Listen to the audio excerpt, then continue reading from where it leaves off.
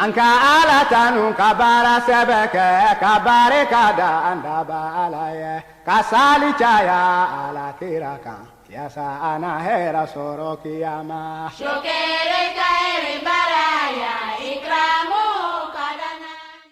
Bismillahirrahmanirrahim.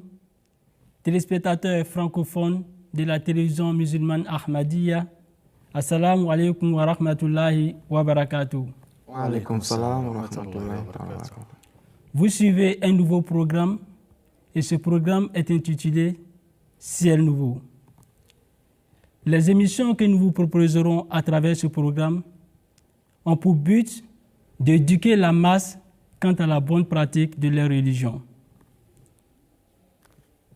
Évidemment, nous savons tous qu'avec l'avènement de l'imam Mahdi alayhi salam, le but est de rétablir un ciel nouveau.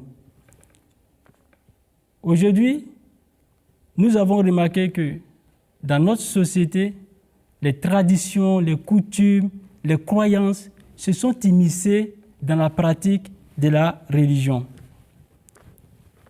Ainsi, nous avons pris aujourd'hui le cas du Mawlud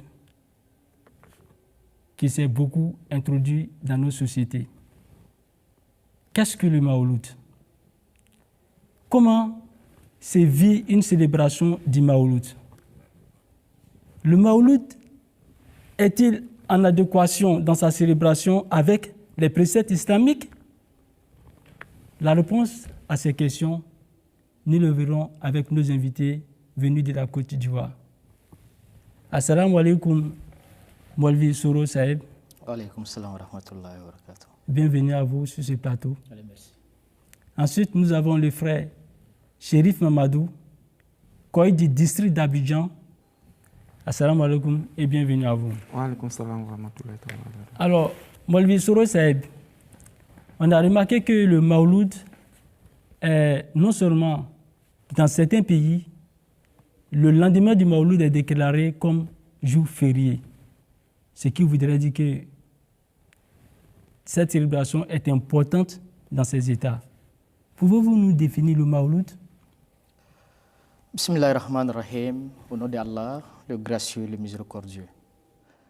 Selon le lexique arabe, le mot Mawlidun, c'est un nom dérivé du verbe walada. D'accord. Et au pluriel, c'est Mawalid. Donc, Al-Mawlid veut dire Mawdi ul-Wilada, le lieu où une personne est née. D'accord. Deuxièmement, Al-Mawlid veut dire Waqtul Wilada, le temps ou la période de la naissance d'une personne. D'accord. Maintenant, dans la terminologie islamique, quand on dit Mawlid al-Nabi, qui devient Mudaf ilayhi, veut simplement dire célébration des naissances du prophète Mohammed sallallahu alayhi wa sallam, qui est généralement célébré par les musulmans le 12 dans le mois de Rabiul Awwal. D'accord. Donc, ce qui veut dire que le mot dans ses origines est polysémique. C'est-à-dire, il désigne d'abord le lieu de naissance, il désigne aussi la période de naissance. Donc, en clair, le Mawlud, c'est la célébration de la naissance du prophète Mohammed sallallahu alayhi wa sallam. Alors, M. Chérif Mamadou, quelle conception locale du mot Mawlud, s'il vous plaît?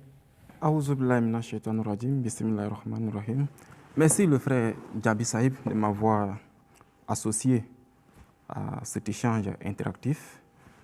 Et il faut dire que le mot Mawlud, aujourd'hui, la célébration d'ailleurs même de Mawlud se fait aujourd'hui dans toutes les régions de la Côte d'Ivoire. D'accord. On dit Mawlud, mais le thème change dans certaines régions. Dans la région de Touba, par exemple, on dira... Vous pouvez localiser la région de Touba, s'il vous plaît? Oui, la région de Touba, c'est au pays des Maou. D'accord. On dira Vers Lomba. Côte d'Ivoire. Oui, c'est à l'ouest de la Côte d'Ivoire. D'accord. C'est à l'ouest de la Côte d'Ivoire. là-bas, on va appeler la fête de Lomba. Or, Lomba veut dire la grande danse. Vous voyez, Lomba veut dire la grande danse. C'est un thème qui est différent du mot Mawlud.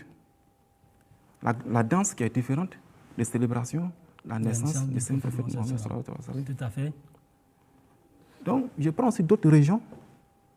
La région de Kong, ils ont aussi leur terminologie à eux. La région de Mankono, ils ont aussi leur manière de célébrer. Mais, je reviens. La célébration du Mawlud, nous sommes d'accord là-dessus. Ils ont tous un dénominateur commun qui est, ça débute d'abord par la lecture du Saint-Coran. D'accord. Le premier jour, ça débute par la lecture du Saint-Coran. Ok. Mais après le premier jour, les jours qui vont suivre, c'est à partir de ce moment que les coutumes, les traditions vont se mixer, vont s'en suivre. Nous aurons l'occasion de rentrer dans les détails. C'est vraiment intéressant ça.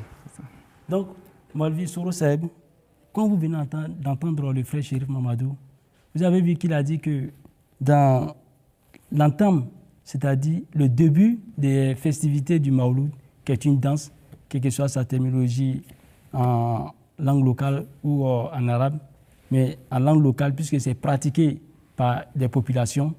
Donc, il y a un début, et l'on commence par la lecture du Saint-Coran.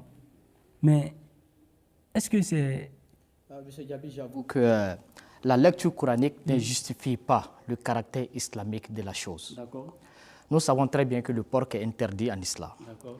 Tu ne peux pas dire, en disant Bismillahirrahmanirrahim, avant d'égorger un porc, ça devient halal.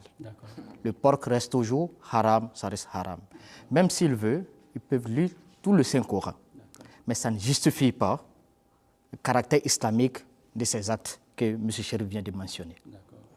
Alors, comment est-ce que le Mawlid se célèbre dans certaines communautés musulmanes? Ok, je prends le cas des Malikis. Comme nous savons très bien que les Wahhabites ne célèbrent pas le Mawlid.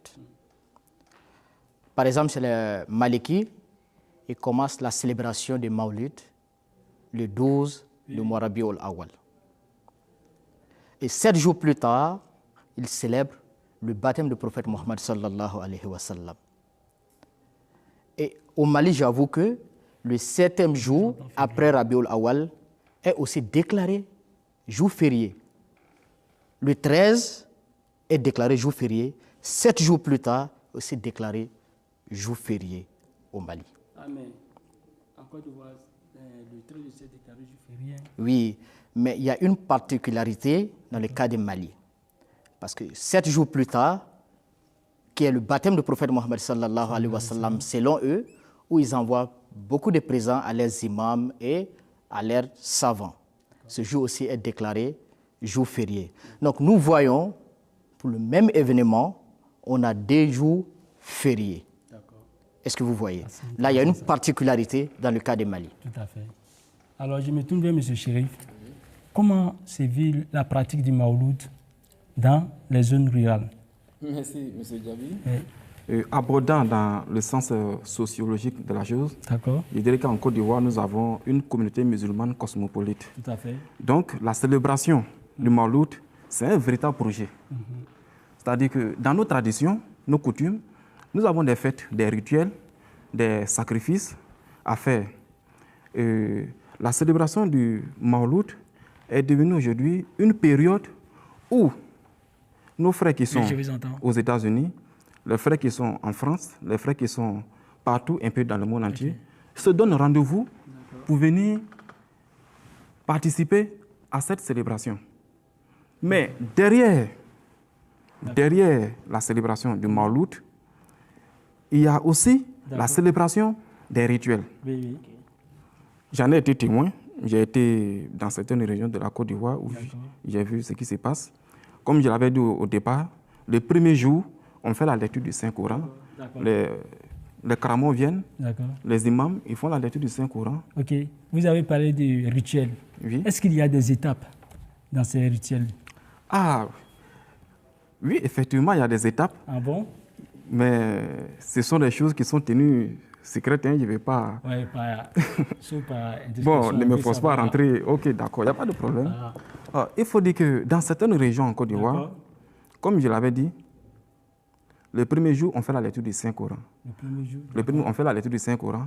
Ensuite, le deuxième jour, ceux qui sont quittés partout dans le monde entier, qui viennent, ils vont sur les tombes des ancêtres pour immoler des animaux, tels que des bœufs, des moutons. Ils viennent avec ces choses-là. Ils se rencontrent là-bas, la famille se rencontre. Là où l'ancêtre, le premier parent, a été enterré, et ils vont immoler un animal. Chacun vient avec ses problèmes.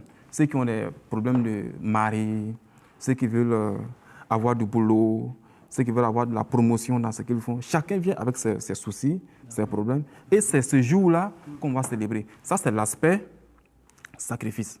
Mais il y a aussi des rituels.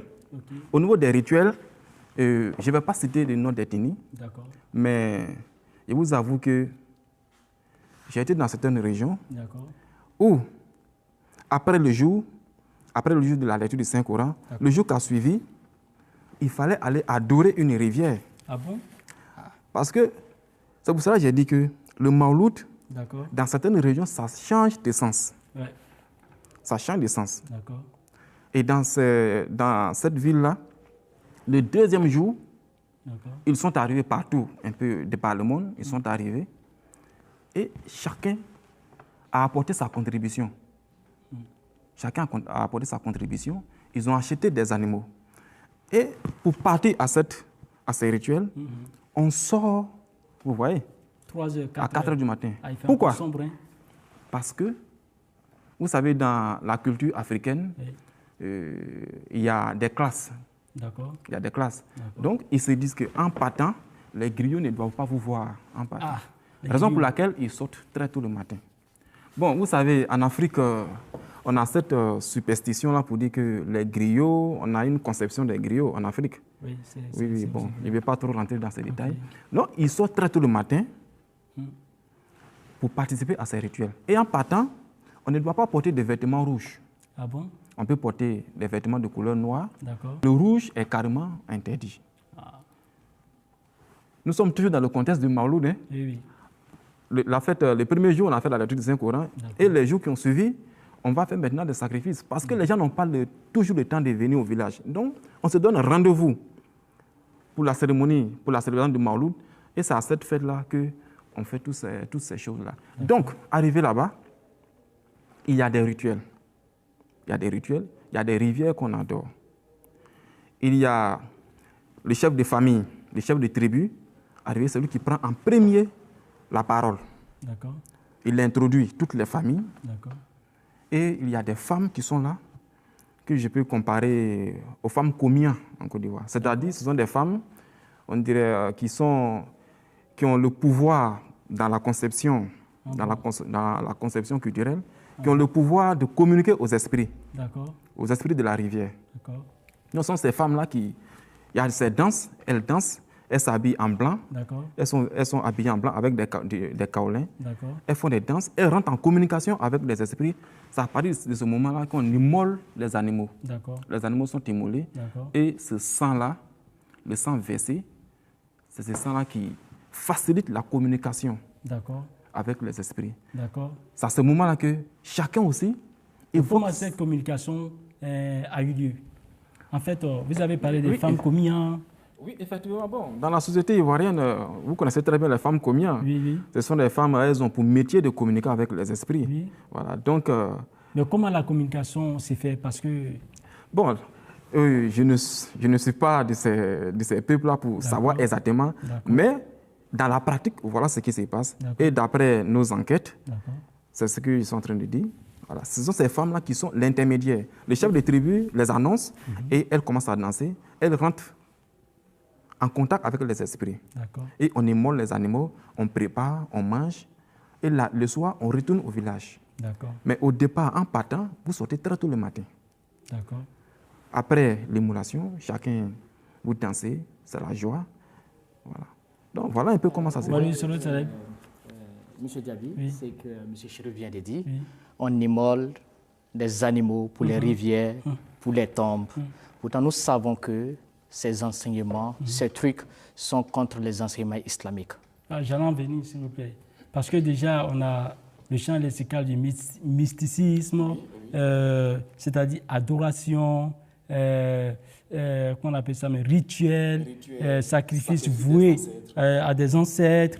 On a aussi une vénération tombale, notamment celui du premier grand-père. Mais est-ce que, au regard des enseignements islamiques, qu'est-ce qu'on peut dire?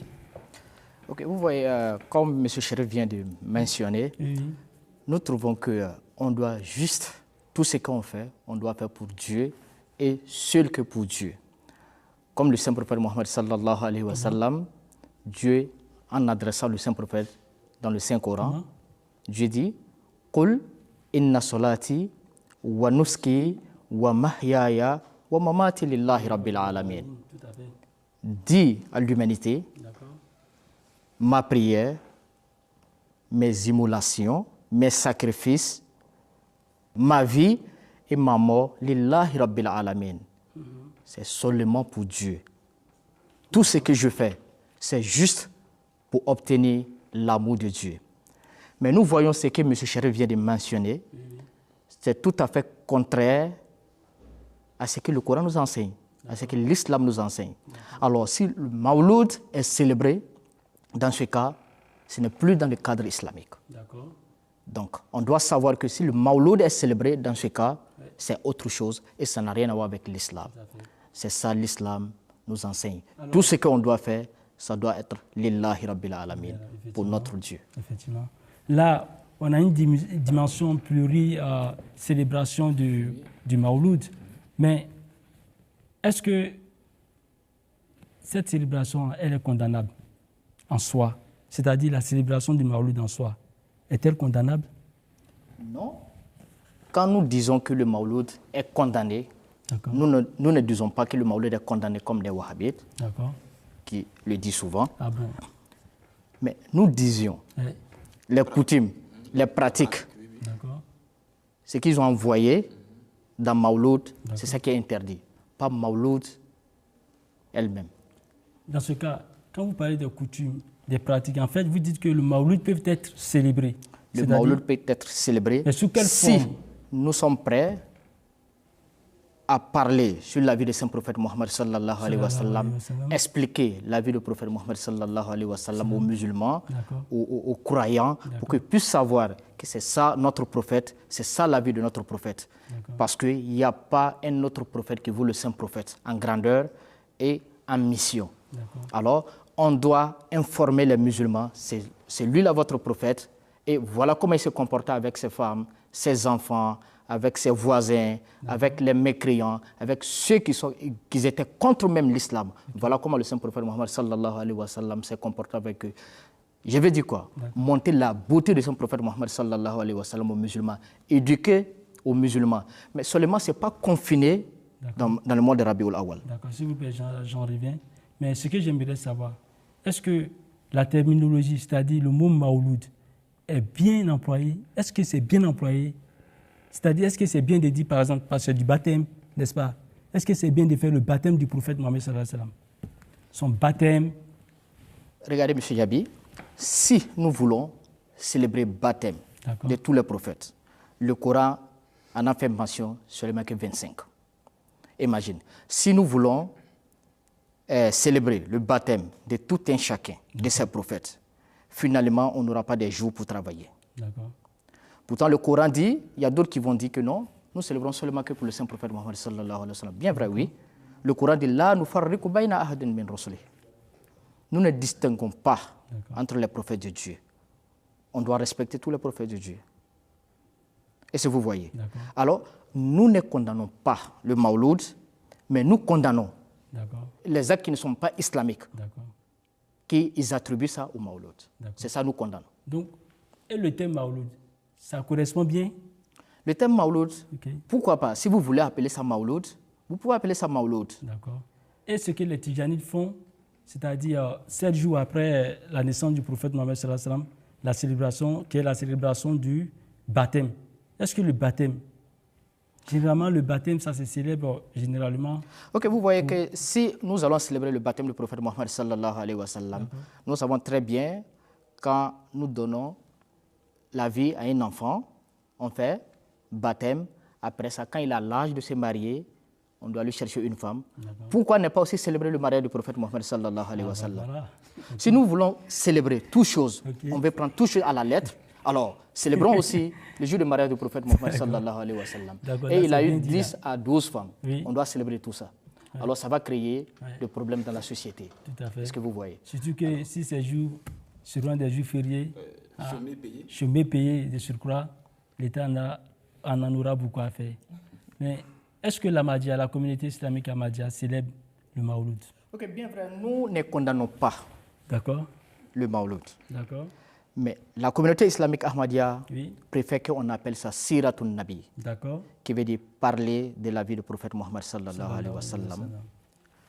On peut appeler nos fidèles D'accord, n'importe quel jour, ok, n'importe quel moment, d'accord, pas forcément ok, le 12 de Rabiul Awal. d'accord, Vous voyez que les autres musulmans, après le 12 Rabiul Awal, tu n'attendras personne appeler les gens, venez, nous allons parler de notre prophète. ouais, Venez, nous allons célébrer la bonté que Dieu nous a fait pour nous donner ce grand prophète Mohammed sallallahu alayhi wa sallam.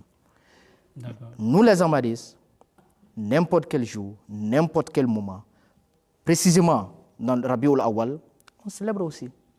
d'accord, Mais on n'est pas confiné juste dans le mois de Rabiul Awal. d'accord, On peut appeler nos fidèles pour les expliquer la beauté du prophète Mohammed sallallahu alayhi wa sallam. Précisément, quand il y a des attaques contre l'islam, contre les caractères du prophète Mohammed sallallahu alayhi wa sallam, c'est à ce moment on doit faire beaucoup de siratun nabi, c'est à ce moment on doit parler beaucoup sur la vie du prophète Mohammed sallallahu alayhi wa sallam aux non-musulmans et aux musulmans. d'accord, d'accord. Alors, M. Chérif Mamadou, on assiste là à deux objectifs différents quant à la célébration du Mawlud. C'est-à-dire, dans nos zones rurales, on observe que le Mawlud, c'est une quête personnelle, c'est-à-dire le mariage, c'est-à-dire c'est une quête pour la réussite personnelle. C'est ça. Mais dans le cadre du Maulvi Saïb, il est en train de nous dire en fait que c'est un enseignement, Oui. c'est-à-dire une éducation à s'inculquer soi-même, afin de marcher sur les traces du prophète Mohammed sallallahu alayhi wa sallam. C'est ça. Ce qui est même plus bénéfique à l'ensemble d'une population donnée. Vous ne voyez pas? Effectivement, cela me ramène à la question de quand Maulvi a défini le Siratun Nabi. D'accord. Voilà. Cela me ramène pour dire que nous, les Ahmadis, on a un travail énorme à faire. Parce que aujourd'hui, nous voyons que le Mawlud, Maulvi n'a pas condamné, D'accord. mais les actes qui l'accompagnent sont à déplorer. D'accord. Sont à déplorer. D'accord. Et comme exemple, avant de venir à la réponse, il y a des jeunes qui disent la fête de Mawlud arrive, allons-y au village, ça c'est dans le français ivoirien, Oui. allons-y au village pour s'enjailler. D'accord. Vous voyez? Ouais, ça c'est Allons-y l'amusement, au ça. village pour s'amuser. Ok. Donc vous voyez qu'on sort carrément du contexte religieux. Ok. Et même dans certaines régions en Côte d'Ivoire, Oui. il y a des masques qui sortent. Ah, c'est malheureux. Il y a des masques qui sortent. bon? Oui, ça, c'est à l'est de la Côte d'Ivoire.